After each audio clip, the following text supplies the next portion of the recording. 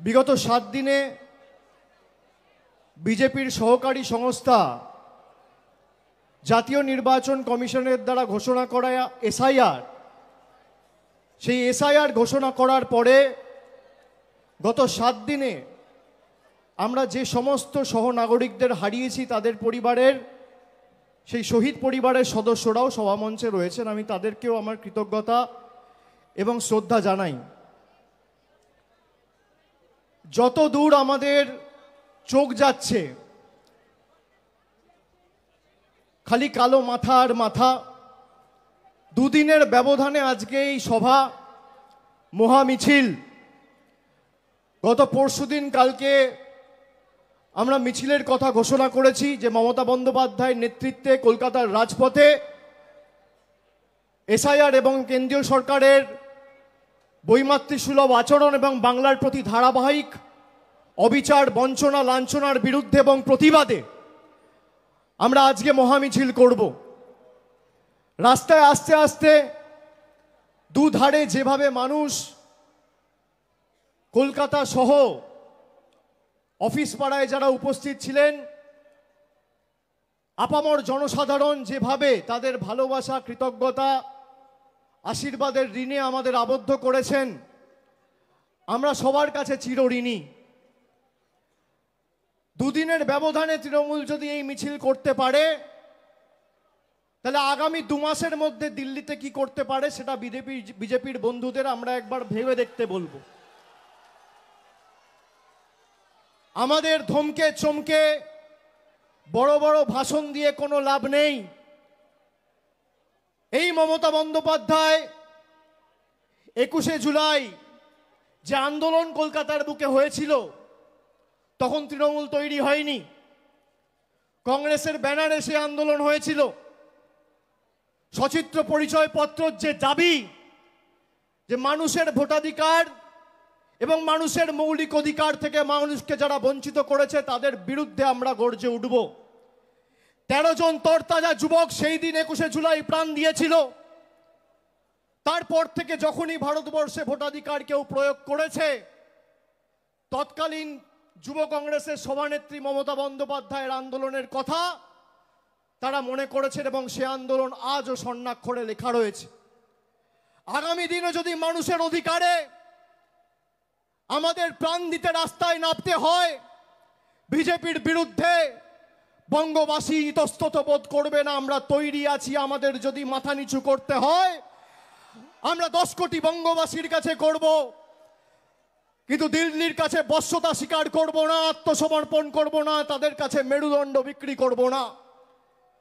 আমরা যখন নবজোয়ার করেছিলাম, আমরা বলেছিলাম আপনার 100 দিনের অধিকারের টাকা হয় আমরা দিল্লিতে গিয়ে আন্দোলন করে ফিরিয়ে আনবো, নইলে বিকল্প অর্থের ব্যবস্থা করব। আমাদের সাথে বাংলার জনপ্রতিনিধিরা যারা ছিল, তপশিলি জাতি, উপজাতি, জনজাতি, মূলবাসী, সেই প্রতিনিধিদেরও অমিত শাহর অধীনস্থ দিল্লি পুলিশ চুলের মুঠি ধরে টেনে হিঁচড়ে তৎকালীন 2023 সালের অক্টোবর মাসে কৃষি ভবন থেকে বার করেছিল। আমরা শপথ করেছিলাম যে বাংলার ক্ষমতা কি তোমাদের দেখাবো, তোমাদের কাছে সব রয়েছে না, ভাবছো যা ইচ্ছা তাই করব, যখন ইচ্ছা যা ইচ্ছা ঘোষণা করব। আমি চাইবো যা চাই, জগৎ তাকে আমি না চাই। বাংলার মানুষের আশীর্বাদ নিয়ে আমরা রাস্তায় নেমেছিলাম। একদিকে 10 কোটি মানুষের আশীর্বাদ, আর একদিকে কেন্দ্র সরকারের ইডি, সিবিআই, মন্ত্রীরা, সুপ্রিম কোর্ট, হাইকোর্ট, বিচার ব্যবস্থার একাংশ, সংবাদ মাধ্যমের একাংশ, ইনকাম ট্যাক্স, নির্বাচন কমিশন, প্যারামিলিটারি ফোর্স। গোহারা হেরেছে, জয় হয়েছে বাংলার মানুষের। সেই 100 দিনে সুপ্রিম কোর্ট রায় দিয়েছে যে বাংলার মানুষকে টাকা দিতে হবে। আমরা বলেছিলাম জুন মাসে যখন এসআইআর এর নোটিফিকেশন করেছিল, যে জুন মাসে তৃণমূল কংগ্রেস তার অবস্থান স্পষ্ট করে বলেছিল যে একটা যোগ্য ভোটারের তালিকা থেকে যদি নাম বাদ যায়, বাংলার ক্ষমতাটা কি দিল্লির জমিদারদের দিল্লির বুকে এবং দিল্লির মাটিতে তৃণমূল কংগ্রেস দেখাবে। এই যে 7 জন আত্মহত্যা করে মারা গেছে, প্রাণ দিয়েছে, সবার ভোটার তালিকায় নাম ছিল। যখন ইচ্ছা যাকে ইচ্ছা বাংলাদেশি বলে আখ্যায়িত করে ডিপোর্ট করে দিচ্ছে। একটা অন্তঃসত্ত্বা মহিলা তার 6 জন পরিবারের সদস্য সহ তাকে, যেখানে হাইকোর্ট রায় দিয়েছে তার মায়ের ভোটার তালিকায় নাম রয়েছে, তার বাবার ভোটার তালিকায় নাম রয়েছে, 2002-এর খসড়া তালিকায় নাম রয়েছে, তাকে বাংলাদেশি বলে ডিপোর্ট করে বাংলাদেশে পাঠিয়ে দেওয়া হয়েছে। এর জবাব বাংলা দেবেই। এবং নেত্রীকে আমি শ্রদ্ধা জানিয়ে তার অনুমতি চেয়ে আমি আপনাদের বলছি, এই যে 7 জন প্রাণ দিয়েছে সবাই যোগ্য ছিল, ভোটার তালিকা থেকে সবার নাম বাদ গেছে। আগামী দিন তৃণমূল কংগ্রেস দিল্লি যাবে এবং এসআইআর এর প্রতিবাদে বাংলার ক্ষমতা কি সারা ভারতবর্ষকে দেখাবে। দিল্লি যাওয়ার জন্য প্রস্তুত থাকুন। আগে যখন মানুষ ভোট দিত, মানুষ ভোট দিয়ে সরকার নির্বাচিত করত, আর প্রধানমন্ত্রী নরেন্দ্র মোদীর সরকার এখন পছন্দের ভোটার বেছে নিচ্ছে। আপনি ভাবুন, মানুষ বাঁচত সরকার, আর আজকে সরকার বাঁচছে ভোটার। কি এদের অবস্থা! হঠাৎ করে 10 বছর আগে 2016 সালের 8ই নভেম্বর ঘোষণা করে দিল আজ থেকে 500 টাকার নোট চলবে না, 1000 টাকার নোট চলবে না। হঠাৎ ঘোষণা করে দিচ্ছে আধারের কোনো দাম বা মূল্য নেই। হঠাৎ বলে দিচ্ছে ভোটার আইডি কার্ড ভ্যালিড নয়। হঠাৎ বলে দিচ্ছে রেশন কার্ডের কোনো ভ্যালিডিটি নেই। গত পরশুদিন অমিত শাহ একটা সাক্ষাৎকারে বলেছে যারা ভারতবর্ষে জন্মায়নি তাদের ভারতে ভোটাধিকার প্রয়োগ করার অধিকার নেই। আমি অমিত শাহকে জিজ্ঞেস করতে চাই, আপনি যদি দম থাকে তাহলে আপনি প্রকাশ্যে এসে বলুন যে আপনি বলতে চেয়েছেন লালকৃষ্ণ আদবানি ভোট দিতে পারবে না। তার কারণ লালকৃষ্ণ আদবানির জন্ম হয়েছিল করাচিতে। এই যে মতুয়া ভাইয়েরা বসে আছে যারা ওপার বাংলা থেকে এসছে, বিজেপি এদের জন্য এখন নাটক করে ক্যাম্প খুলেছে। একজনকেও নাগরিকত্ব দেয়নি। আর আমি বলি শুনুন, মতুয়া ভাইয়েরা, রাজবংশী ভাইয়েরা, এদের ফাঁদে পা দেবেন না। এদের ক্যাম্পে যদি আপনারা যান, আসামে 12 লক্ষ হিন্দু বাঙালির যা অবস্থা হয়েছে আপনাদেরও একই পরিণতি ভারতীয় জনতা পার্টি করবে। আর আমি বুক ঠুকে বলে যাচ্ছি, যতদিন তৃণমূল কংগ্রেসের একটা সৈনিক এই বাংলার মাটিতে থাকবে, একটা মতুয়া ভাই বা একটা রাজবংশী ভাইকে বাংলাদেশি বলে আখ্যায়িত করে বাংলাদেশে ডিপোর্ট করতে আমরা দেবো না। তার আগে আমাদের মৃতদেহের উপর দিয়ে ভারতীয় জনতা পার্টি এবং কেন্দ্র সরকারকে পেরোতে হবে। আপনারা এদের ফাঁদে পা দেবেন না।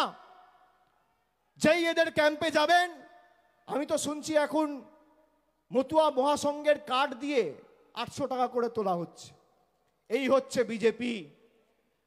আপনার আবেগ নিয়ে যারা ছেলে খেলা করে, ধর্মের নামে যারা রাজনীতি করে, যারা বাংলায় ধর্মের নামে বিভাজন করে বাংলাকে অনুতপ্ত করার ষড়যন্ত্র চক্রান্ত বছরের পর বছর এরা করেছিল, এদের ষড়যন্ত্রের আগুনে বাংলার 10 কোটি মানুষ ঐক্যের প্রদীপ জ্বালিয়ে বাংলার সাম্প্রদায়িক সম্প্রীতি কাকে বলে তুলে ধরে বাংলার ভালোবাসা, সংস্কৃতি, ঐতিহ্যকে অক্ষুণ্ণ রেখেছে।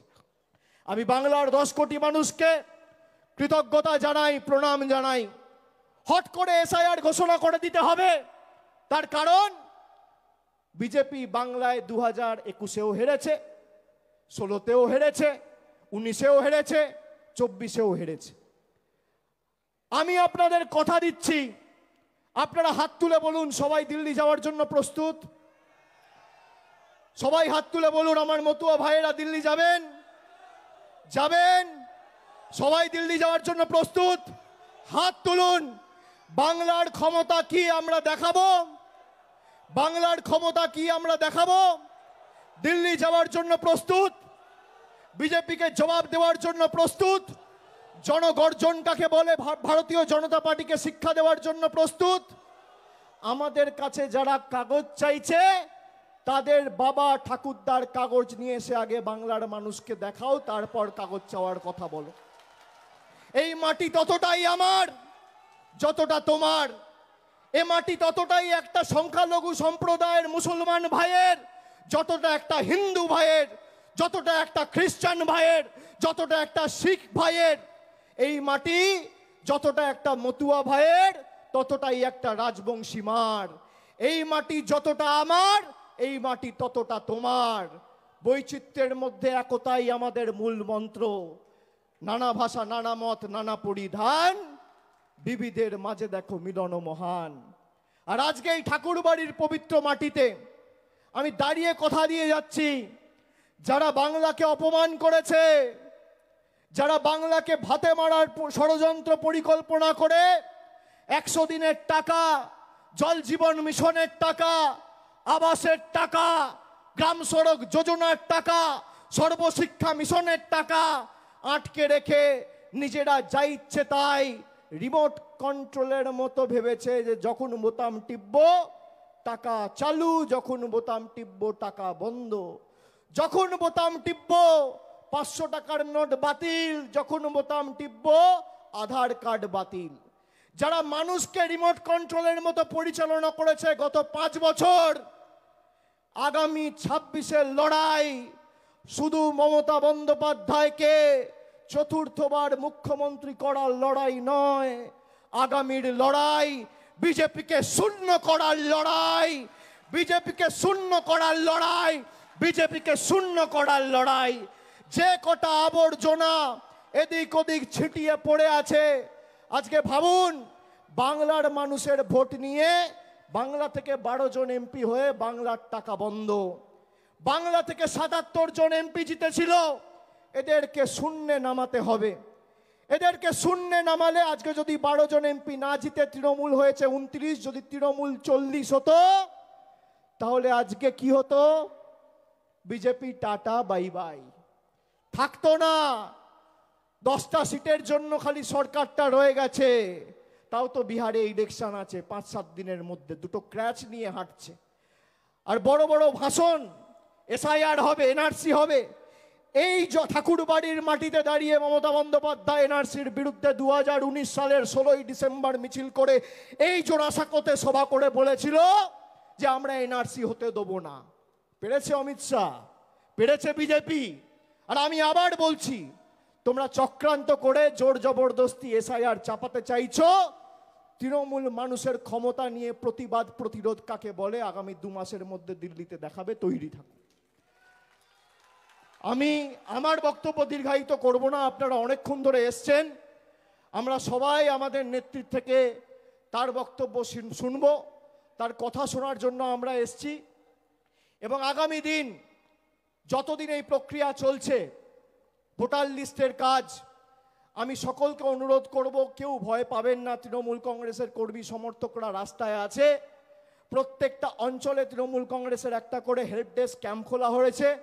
প্রত্যেকটা ওয়ার্ডে, শহর এলাকায় তৃণমূল কংগ্রেসের ওয়ার্ড ভিত্তিক ক্যাম্প রয়েছে, বিধানসভা ভিত্তিক ওয়ার্ড রুম রয়েছে।